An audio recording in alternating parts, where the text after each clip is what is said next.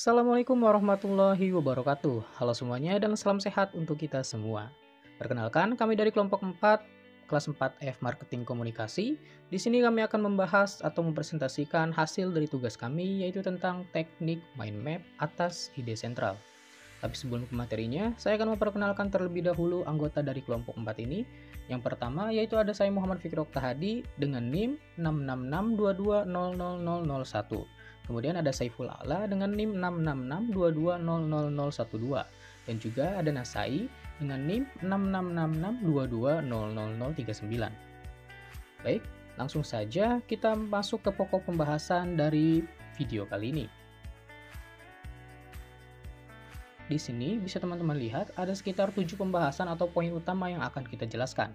Yang pertama yaitu ada pengertian mind map, yang kedua yaitu ada membuat mind map, yang ketiga yaitu ada aturan membuat mind map, yang keempat yaitu ada manfaat mind map, dan yang kelima ada jenis mind map, dan yang keenam ada teori yang mendukung mind map, dan yang terakhir yaitu mind map dan kreativitas.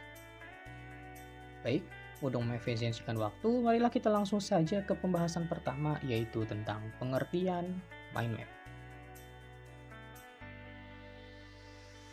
Untuk pengertian mind map, teman-teman bisa lihat dalam slide ini, yang mana disebutkan bahwa teknik mind map digunakan dalam sistem belajar dengan keterampilan how to learn dan how to think.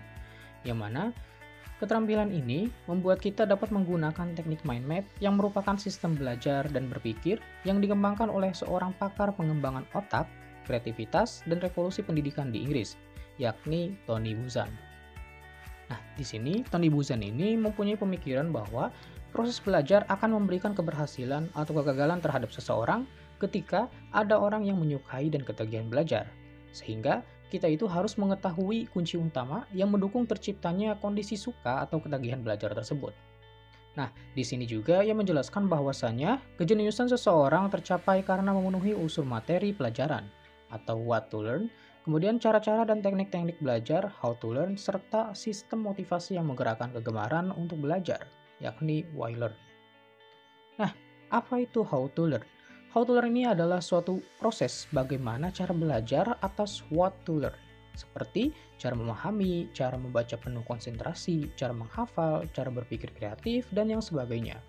Kemudian, how to learn ini juga menjadi suatu keunikan belajar atau gaya belajar yang memberikan keterampilan hidup atau life skill, seperti motivasi yang membuatnya mau belajar, motivasi yang membuatnya suka belajar, kesukaan seseorang dengan gurunya, keunikan kebutuhan fasilitas belajarnya, dan lain sebagainya. Nah, dengan hal ini, ia pun mengambil suatu kesimpulan bahwasannya teknik mind map ini memperagakan bagaimana mengubah pembelajaran berbasis materi menjadi pembelajaran berbasis otak yang mengasah menuju kesuksesan. Sehingga, ia pun menyebutkan beberapa pengertian dari teknik mind map ini. Yang pertama, mind map sebagai sistem belajar yang menggunakan kedua belah otak, yaitu otak kanan dan juga otak kiri. Yang kedua, mind map sebagai sistem belajar dengan menggunakan otak secara alami. Dan yang terakhir yaitu mind map sebagai sistem belajar yang mampu mencerminkan secara visual saat berpikir. Tidak hanya itu, mind map juga bisa diartikan sebagai cara untuk mengelompokkan sebuah ide dalam bentuk yang terstruktur, dalam membantu mengingat atau menganalisis sebuah masalah. Selain itu, mind map juga dapat disebut sebagai gambar dari kerangka atau peta pikiran yang telah dikelompokkan dalam pikiran. Nah, itu adalah pengertian dari mind map. Semoga teman-teman bisa pahami. Selanjutnya kita akan lanjut ke pembahasan yang berikutnya, yaitu cara membuat mind map. Dalam proses pembuatan mind map, Tony Buzan dapat terbantu dengan menerapkan 4 langkah yang diistilahkan sebagai pusat, kategori, hierarki, dan juga korelasi. Yang mana keempat langkah atau kata tersebut disingkat menjadi PUKA-HIKO agar lebih mudah diingat oleh kita. Nah, teman-teman bisa dilihat dalam slide ini, pada langkah awal untuk membuat mind map, kita bisa menyiapkan ide sentral, kata kunci atau kata utama yang diberikan sebagai kode pusat. Kemudian, kertas diletakkan secara mendatar atau landscape, lalu kita tentukan topik utama atau ide sentral di tengah kertas tersebut, berupa gambar dan judul dengan jelas. Langkah selanjutnya yaitu kategori, yang dimana kategori ini kita membuat cabang utama yang merupakan cabang yang memanjang langsung dari pusat mind map. Nah, cabang utama ini tugasnya menyatukan dan mengelompokkan informasi-informasi yang sejenis atau sama kepentingannya. Dalam pembuatan kategori ini atau cabang utama ini, kita bisa menggunakan warna yang berbeda untuk setiap cabang yang berbeda. Informasinya juga atau kategori yang ditulis juga di atas cabang tersebut, jumlahnya hanya satu atau dua buah kata saja, tidak dalam bentuk kalimat atau paragraf yang sangat panjang. Jadi hanya berbentuk kata kunci saja. Baik, langkah selanjutnya itu dengan cara membuat hierarki atau cabang-cabang lain. Nah, untuk pembuatan hierarki ini, kita bisa melakukannya dengan cara mengembangkan cabang utama menjadi cabang-cabang lain yang berisikan informasi-informasi yang masih berkaitan dengan cabang induknya. Untuk pembuatannya sendiri, kita bisa menggunakannya dengan warna yang sama dengan cabang utamanya. Kita juga bisa menyisipkan gambar yang sesuai untuk ditambahkan agar memperkuat informasi atau membantu kreativitas berpikir setiap perancangnya. Kemudian langkah yang terakhir atau yang keempat yaitu dengan cara membuat korelasi atau penghubung. Yang mana untuk membuat korelasi atau penghubung ini kita bisa melakukannya dengan cara menggunakan garis-garis lengkung dan alur-alur yang sesuai dengan mind map kita. Sebenarnya dalam aturan pembuatan mind map ini tidak ada aturan khusus untuk pembuatnya karena dalam pembuatan mind map sang pembuatnya itu adalah sang seniman. Jadi untuk membuat korelasi atau garis lengkungnya ini kita bisa bebas dengan mengekspresikannya sesuai dengan kebutuhan mind map kita. Nah, korelasi atau penghubung ini berguna untuk menunjukkan hubungan satu informasi dengan informasi lainnya. Jadi, jika ada hal-hal yang berhubungan pada sub yang berbeda, maka kita bisa menarik garis sebagai pengingat adanya kaitan antara kedua hal tersebut. Nah, itulah beberapa langkah atau beberapa cara yang dilakukan oleh Tony Buzan dalam proses pembuatan mind map. Untuk lebih jelasnya, di sini saya telah menyiapkan beberapa gambar atau ilustrasi agar teman-teman di rumah dapat mempunyai penggambaran lebih untuk membuat mind map. Untuk proses pertama yaitu ada gambar pusat, ada gambar cabang utama, gambar cabang-cabang lain atau hierarki dan juga gambar korelasi. Nah, teman-teman bisa lihat di sini untuk cabang utama atau kategori ini terbagi atau tertarik menjadi 4 cabang, yaitu ada cabang kuning, cabang merah, cabang hijau dan juga cabang orange. Nah, dari keempat cabang utama ini kemudian menarik cabang-cabang lain lagi atau bisa disebut dengan hierarki. Di sini, cabang kuning terdapat 4 cabang lain, cabang merah terdapat 3 cabang lain, cabang hijau terdapat 2 cabang lain, dan cabang orange terdapat 3 cabang lain. Nah, dari cabang-cabang lain ini atau hierarki ini kemudian kita bisa menarik garis korelasi atau garis lengkung setiap cabang. Jika di setiap cabang ini mempunyai korelasi atau mempunyai hubungan yang berkaitan. Mungkin itu saja yang dapat saya sampaikan tentang cara membuat mind map ini. Selanjutnya akan dijelaskan oleh teman saya, yaitu Saiful Ala. Padanya saya persilahkan. Selanjutnya ada aturan membuat mind map. Dalam pembuatan mind map atau karya lainnya, haruslah mengikuti aturan-aturan yang sudah menjadi dasar dari standar kelayakan karya atau apapun. Seperti layaknya meminum obat, kita harus memperhatikan aturan yang sudah tertera agar obat tersebut efektif dalam penyembuhan. Sehingga sama seperti mind map yang telah diuji oleh Tony Buzan bahwa ada beberapa keuntungan jika mengikuti aturan dalam mind map di antaranya sebagai berikut. Yang pertama ada fokus saat membuat mind map tentang materi yang dikerjakan. Yang kedua, fokus saat menggunakan mind map untuk mereview atau mengkaji ulang materi. Yang ketiga, memudahkan aliran ide menjadi banyak dan lebih lancar. Yang ketiga, ada aliran ide menjadi lebih berkualitas.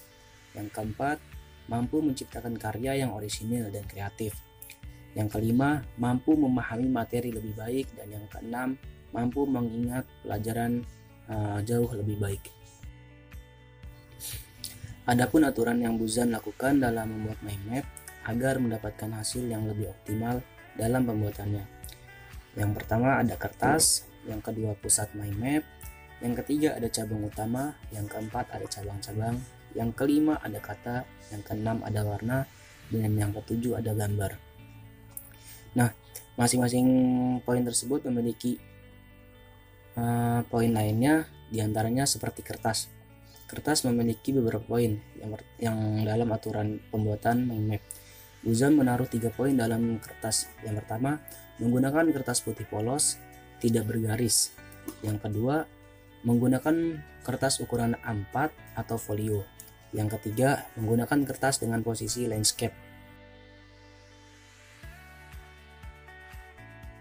Pusat mind map sendiri ada beberapa poin, di antaranya meletakkan di tengah pusat kertas berupa gambar yang mencerminkan topik atau permasalahan utama, memiliki warna minimum 3 warna, besaran proporsional sekitar 4x4 atau 5x5 cm untuk ukuran A4 atau folio. Pusat mind map sendiri tidak diberikan figura karena akan memutus asosiasi dan informasi yang ada pada cabang utamanya. Yang ketiga ada cabang utama.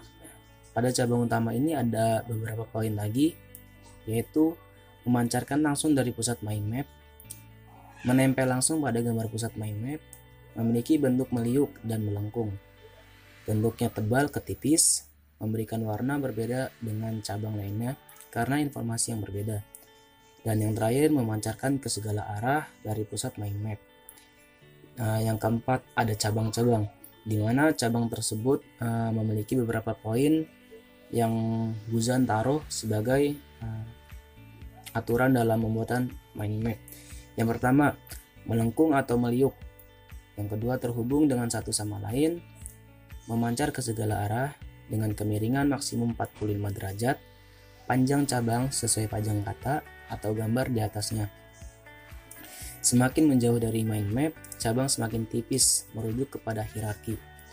Dan yang kelima ada beberapa poin, di antaranya ada satu kata di setiap cabang, kata berupa kata kunci, kata diletakkan di atas cabang, kemiringan penulisan kata sesuai kemiringan cabang, ukuran huruf semakin mengecil jika jauh dari pusat mind map, menggunakan huruf cetak, warna tulisan mengikuti warna cabang atau warna lain yang seragam.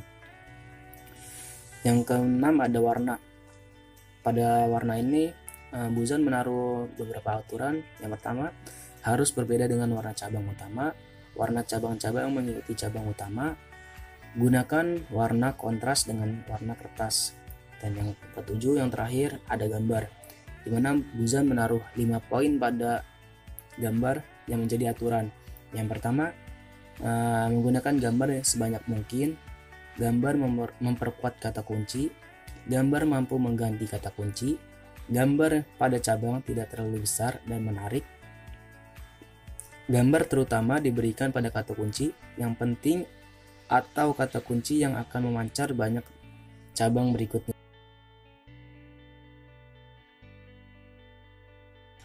Selanjutnya ada manfaat dari mind map. Buzan sendiri menaruh 5 poin, diantaranya ada melatih diri dan memahami berbagai informasi penting. Nah, manfaat mind map sendiri adalah melatih dan memahami berbagai informasi penting, di mana semua informasi yang ada pada bab ataupun paragraf dibuat serinci mungkin dalam mind map.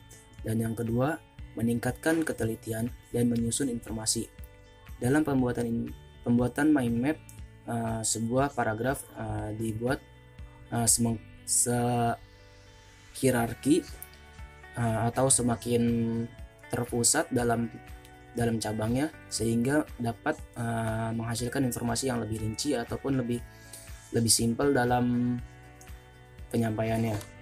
Yang ketiga ada meningkatkan kemampuan seseorang. Nah, dalam poin ketiga ini, manfaat mind map dapat meningkatkan kemampuan, di mana seseorang diuji dalam kemampuan mencari informasi dalam sebuah paragraf untuk sebuah gambar yang akan dibaca oleh orang lain dengan secara singkat. Ya, selanjutnya ada meningkatkan kreativitas. Manfaat mind map sendiri ada meningkatkan kreativitas, di mana seseorang harus dipaksa kreatif dalam pembuatan mind map, yang dimana mind map sendiri berupa bentuk-bentuk gambar dalam penjelasannya. Selanjutnya ada menghemat waktu. Nah, manfaat mind map sendiri adalah menghemat waktu, di mana semua informasi dapat dalam satu gambar ataupun satu poster dalam mind map sendiri, sehingga tidak perlu mencari informasi dalam sebuah paragraf yang terbilang cukup banyak kata. Dengan menggunakan mind map sendiri, kita bisa melihat sebuah informasi dengan cepat dan menghemat waktu. Dan selanjutnya ada jenis mind map. Nah, pada jenis mind map sendiri ada 3. Dalam jenisnya ada 3. Yang pertama ada mind map silabus, di mana mind map silabus ini adalah jenis dengan pemetaan makro, di mana jenis ini membantu dalam memberikan sebuah gambaran terhadap apa yang telah dipelajari. Dan yang kedua ada jenis mind map bab. Keberadaan mind map bab ini berdasarkan biasanya pada mind map ini meringkas poin-poin penting dalam pelajaran dengan tujuan agar mudah diingat. Dan yang terakhir ada mind map paragraf.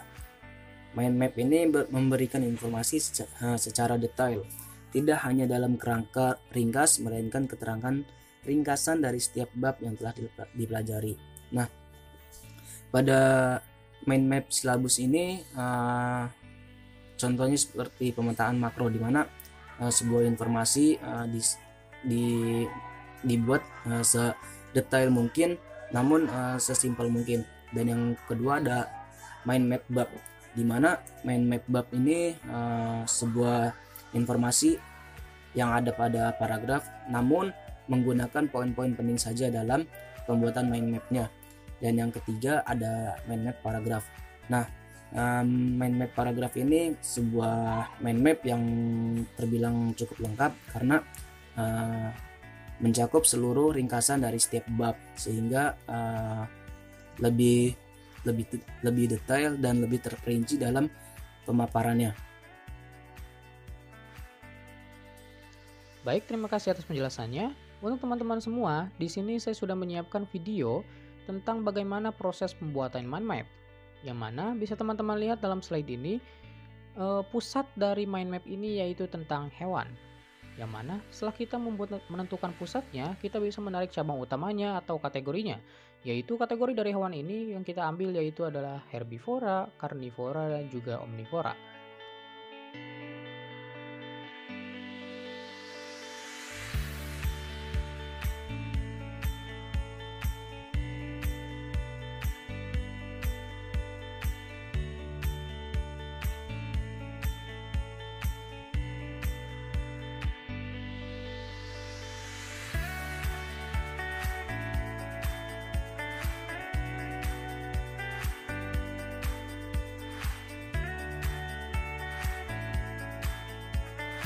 Nah, setelah kita menarik cabang utamanya, kita bisa menarik cabang-cabang lain dari cabang utama tersebut atau yang disebut dengan hierarki. Di sini hierarkinya ada pengertian, ciri-ciri, dan yang lain sebagainya.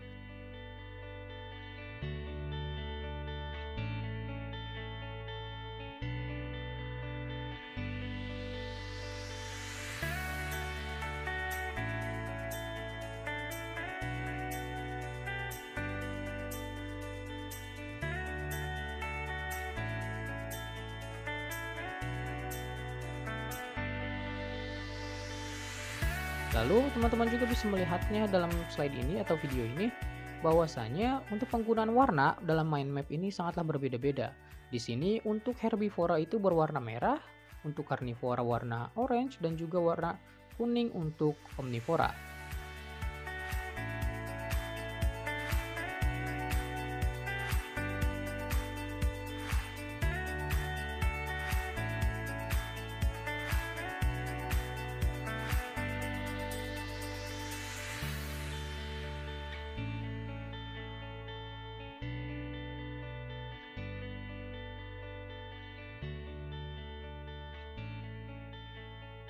Baik, untuk selanjutnya yaitu tentang teori-teori yang mendukung teknik mind map ini, yang mana untuk teori ini akan dijelaskan oleh Nasai. Pada Nasai saya persilahkan.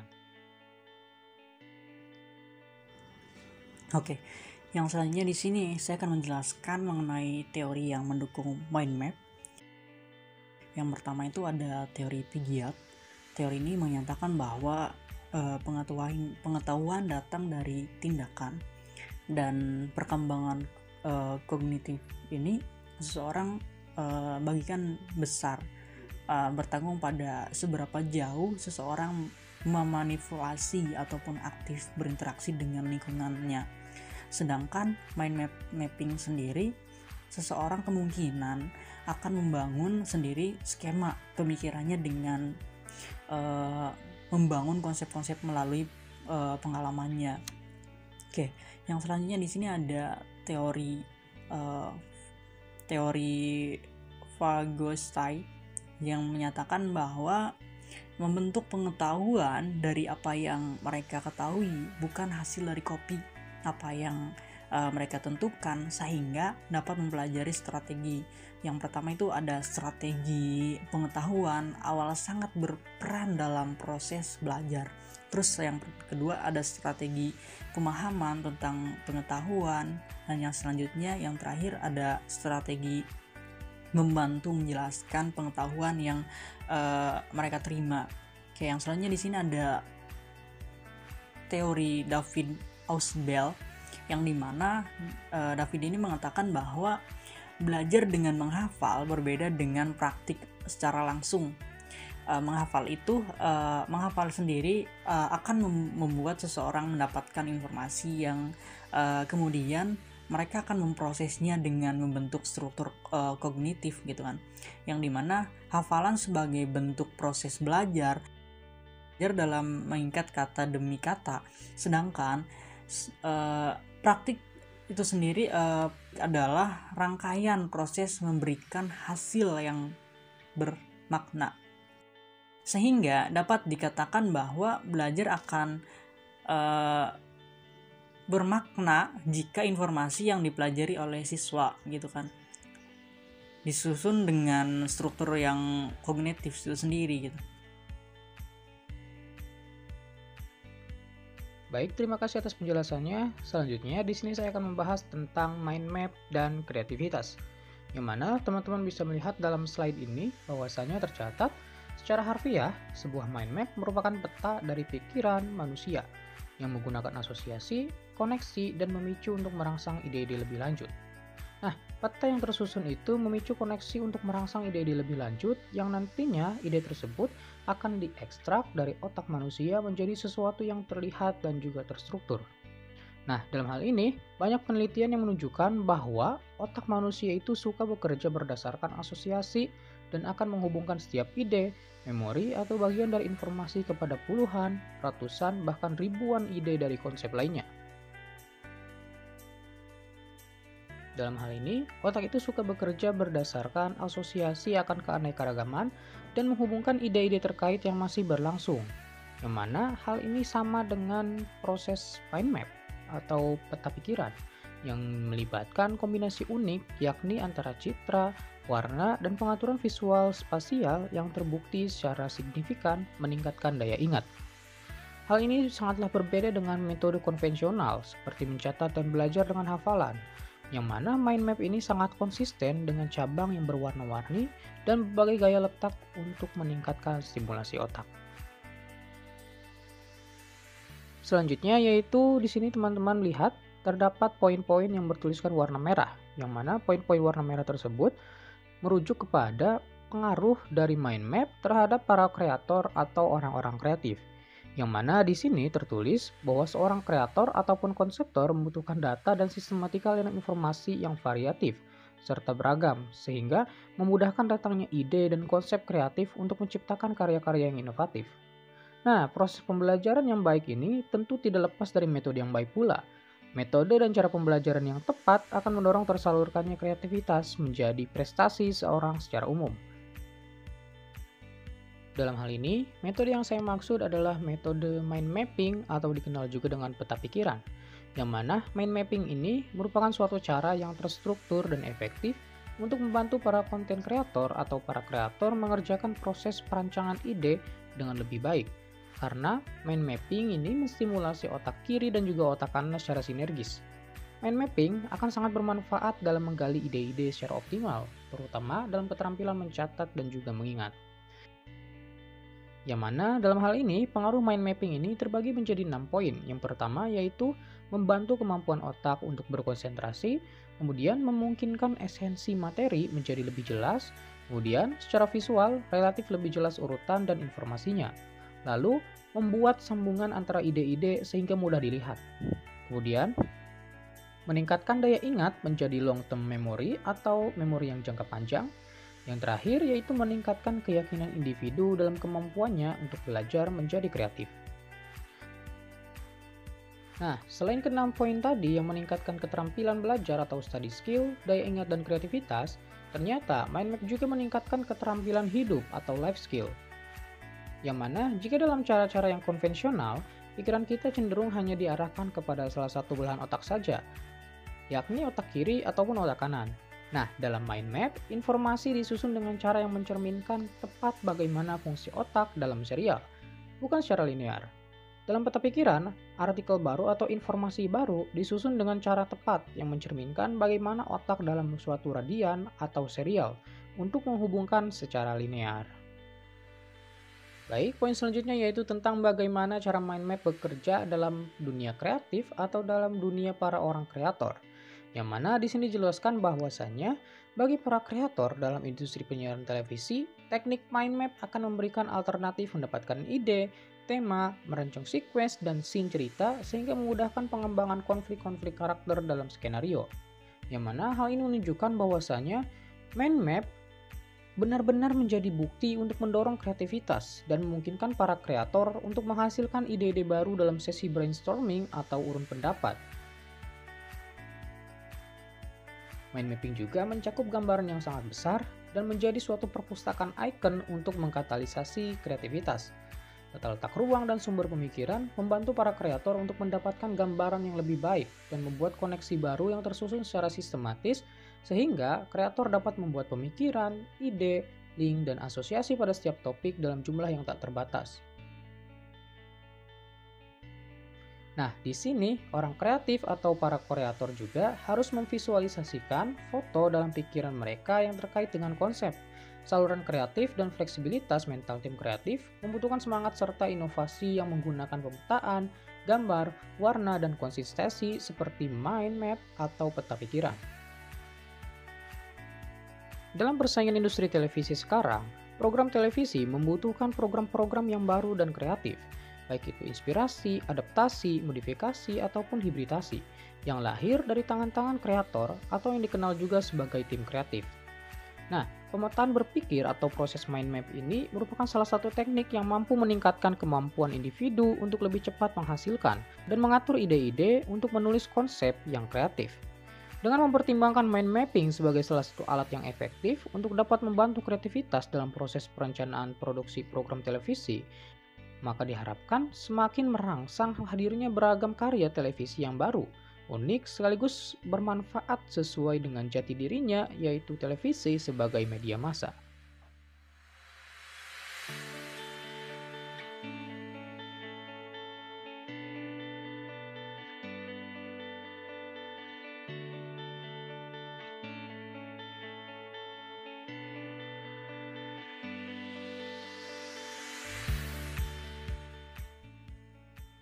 Baik, itulah beberapa penjelasan yang dapat kami sampaikan dalam video kali ini. Sebagai penutup, saya akan membacakan suatu kesimpulan yang saya dapat dari pembahasan kita kali ini. Yang mana untuk kesimpulannya yaitu, di sini dijelaskan bahwasanya mind map memberikan beberapa manfaat dalam belajar, berpikir hingga merencanakan kegiatan sehari-hari. Mind map sendiri juga sering disebut dengan peta konsep atau peta pikiran, di mana hal ini membantu otak dalam bekerja. Dalam pembelajaran sendiri, mind map sangat membantu dalam menyederhanakan struktur, mempercepat pemahaman, memudahkan ide, hingga mempertajam daya ingat. Adapun manfaat dari teknik mind map ini yaitu melatih diri dan memahami berbagai informasi yang penting, meningkatkan ketelitian dalam menyusun informasi, meningkatkan kemampuan seseorang, meningkatkan kreativitas, dan juga menghemat waktu.